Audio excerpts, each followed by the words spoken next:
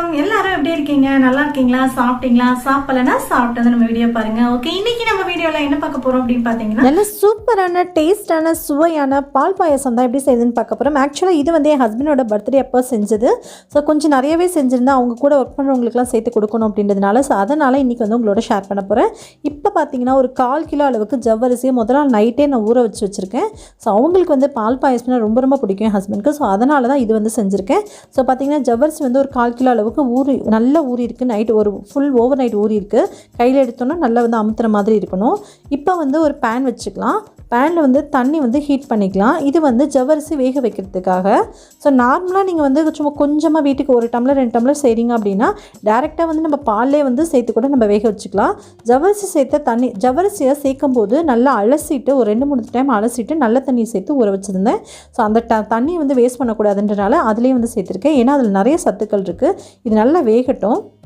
ஒரு பக்கம் பார்த்தீங்கன்னா பால் வந்து ஒரு 3 லிட்டர் அளவுக்கு நான் எடுத்து வச்சுருக்கேன் ஸோ ஒரு பக்கம் ஜவ்வரிசி நல்லா வெந்துட்டுருக்கு இன்னொரு பக்கம் பால் வந்து காய வச்சுருக்கேன் ஜவ்வரிசி நல்லா வேகட்டும் கிட்டத்தட்ட அந்த தண்ணியெல்லாம் நல்லா அப்சர்வ் பண்ணி இந்த ஜவ்வரிசி நல்லா பெருசாக ஆகிடும் டபுள் சைஸ் ஆகும் நல்லாவே வெந்துடும் கையில் எடுத்து பார்த்தோன்னாலே நமக்கு தெரியும் ஜவ்வரிசி நல்லா வெந்திருக்கிறது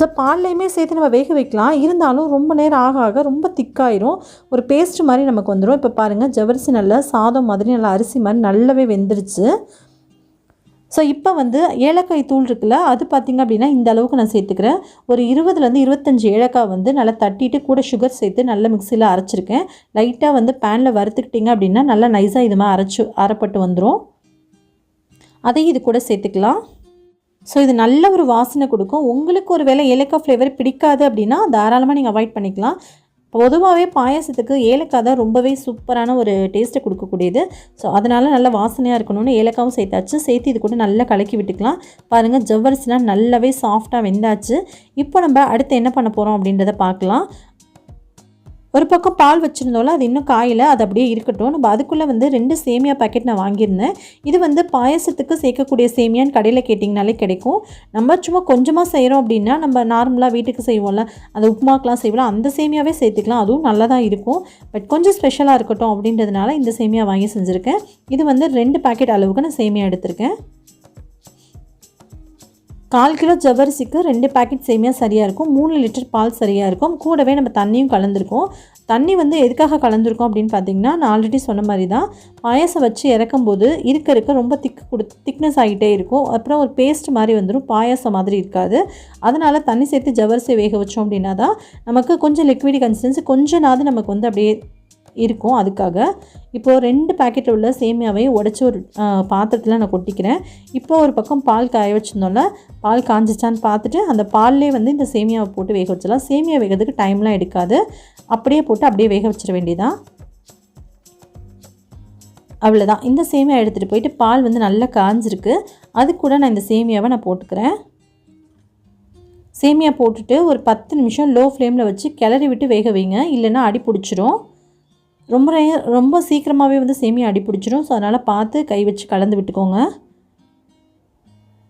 அவ்வளோதான் இப்போ வந்து இது நல்லா கலந்து விட்டுட்டு கொஞ்சமாக கலந்து விட்டுட்டே இருந்தோம்னா ரொம்ப சீக்கிரமாக இது வெந்துடும் இதுக்கு ரொம்ப டைம்லாம் எடுக்காது பார்த்திங்கனாலே தெரியும் அப்படி நல்லா சாஃப்டாகி வந்துடும் உள்ளே போட்டுவிட்டு ஒரு 5 நிமிஷம் 10 நிமிஷத்துலேயே சேமியா நல்லா சாஃப்டாகி வந்துடும் இப்போ பாயசம் ஒரு பக்கம் வெந்துட்டுருக்கட்டும் அதுக்கிடையில் நம்ம வந்து என்ன பண்ண போகிறோம் அப்படின்னா நெய் வந்து நான் வீட்டில் காய்ச்சிற நெய் தான் நான் யூஸ் பண்ண போகிறேன் ஏற்கனவே கொஞ்சமாக பட்டர் வந்து வீட்டில் வச்சுருந்தேன் ஸோ அந்த பட்டர் வந்து நான் உருக்கி நான் காய்ச்சிக்க போகிறேன் இங்கே பாருங்கள் ஒரு பக்கம் வந்து பட்டர் உருகிட்டுருக்கு அது நல்லா உருகிடுச்சு அப்படின்னா நமக்கு நெய் ஆகிடும் ஸோ நம்ம ஃப்ரெஷ்ஷாக வந்து நெய் சேர்த்து செய்யும்போது டேஸ்ட் இன்னும் சூப்பராக இருக்கும் ஸோ பாருங்கள் நெய் வந்து ரெடி ஆயாச்சு இதை வந்து அப்படியே வடிகட்ட வேண்டியதான் இது வந்து லேசாக சிகப்பாக இருக்கும்போதெல்லாம் எடுக்கக்கூடாது கொஞ்சம் டார்க் கலர் ஆனதுக்கப்புறம் எடுக்கணும் அது தீஞ்சிச்சு நீங்கள் நினைக்க வேணாம் ஸோ அது வந்து கரெக்டாக இருக்கும் இப்போ பாருங்கள் நல்லா டார்க் ஆனதுக்கப்புறம் நான் ஒரு வடிகட்டி வச்சு வடிகட்டிக்கிட்டேன் இன்னொரு பக்கம் முந்திரி பருப்பு இருக்குல்ல ஒரு 100-150 கிராம் அளவுக்கு முந்திரி பருப்பை நல்லா குட்டியாக கட் பண்ணி எடுத்து வச்சுருக்கேன் இப்போ வந்து பாயசம் கிட்டத்தட்ட ரெடி ஆயாச்சு இதில் பார்த்திங்கன்னா அடியில் வடித்ததுக்கப்புறமா லேசாக வந்து அந்த துகள்லாம் தங்கும். அப்போ மேலால் மட்டும் நம்ம ஊற்றிட்டு அடியில் உள்ளதை அப்படியே வச்சிடலாம். அது வந்து வேறு குழம்புக்கு அதுக்கு மாதிரி ஊற்றிட்டோம் தெரியாது, பாயசத்தில் ஊற்றும்போது கலர் சேஞ்ச் ஆகும். அதனால் மேலால் உள்ள நெய் மட்டும் ஊற்றிக்கோங்க. இப்போது இது நல்லா சேமியா வெந்ததுக்கப்புறம் நம்ம எடுத்து வச்சுருக்கோம் ஜவ்வரிசி, அதையும் இது கூட சேர்த்துக்கலாம். சேர்த்துட்டு இப்போ நல்லா கலந்து விட்டு மிக்ஸ் பண்ணிக்கோங்க. இப்போ ஜவ்வரிசி சேர்த்தாச்சு, நம்மளுடைய சேமியாவும் சேர்த்தாச்சு.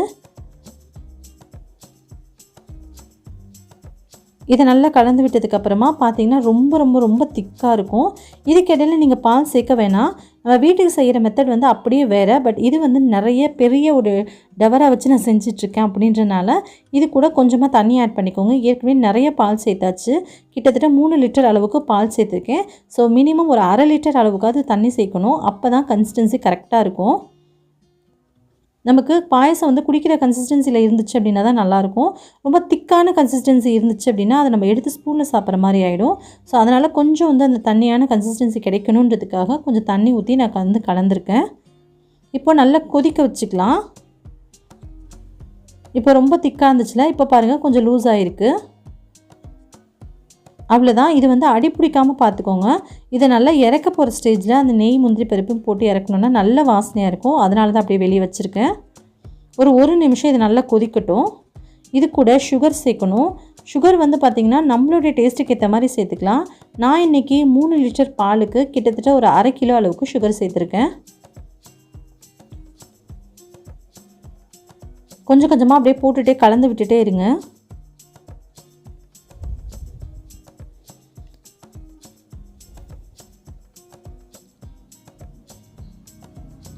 அவ்வளோதான், நம்மளுடைய பால் பாயசம் ரொம்ப சூப்பராக தயாராகிடுச்சு. ஃபுல்லாக நல்லா கலந்து நல்லா கொதி வந்து ஃபுல்லாகவே ரெடி ஆகிருக்கு. பாருங்கள், பெரிய டவரை வச்சு செஞ்சுருக்கேன். பார்க்கவே இவ்வளோ இப்படி இருக்குதுன்னு சொல்லிட்டு.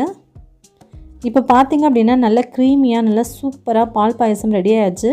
இது கூட நீங்கள் வேணும்னா மில்க் மேட் கூட நீங்கள் ஆட் பண்ணிக்கலாம். அவ்வளோதான். இப்போ வந்து நம்மள கொதிச்சாச்சு. இப்போ வந்து நம்ம என்ன பண்ண போகிறோம் அப்படின்னா, நம்ம எடுத்து வச்சுருக்கோம்ல அந்த முந்திரி பருப்பு, அதை வந்து நெய்யில் வந்து வறுத்துட்டு நம்ம இது கூட ஆட் பண்ணிடலாம்.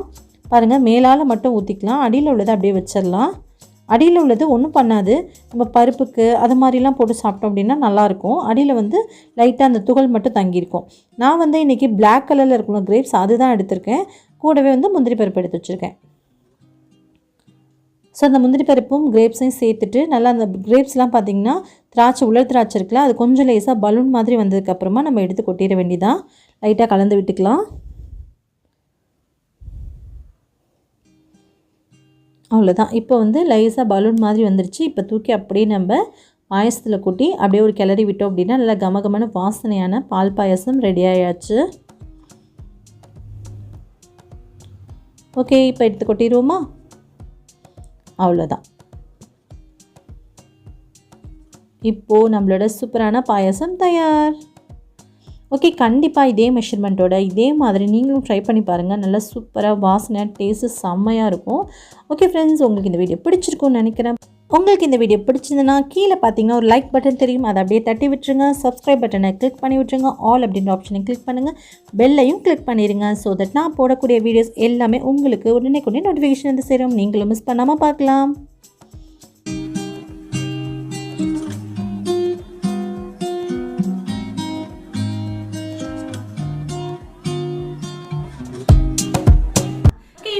பொறுமையாக பார்த்தவங்க அனைவருக்கும் ரொம்ப ரொம்ப நன்றி. இன்னொரு இன்ட்ரெஸ்டிங்கான வீடியோவில் சந்திக்கும் வரை நன்றி, வணக்கம், தேங்க்யூ.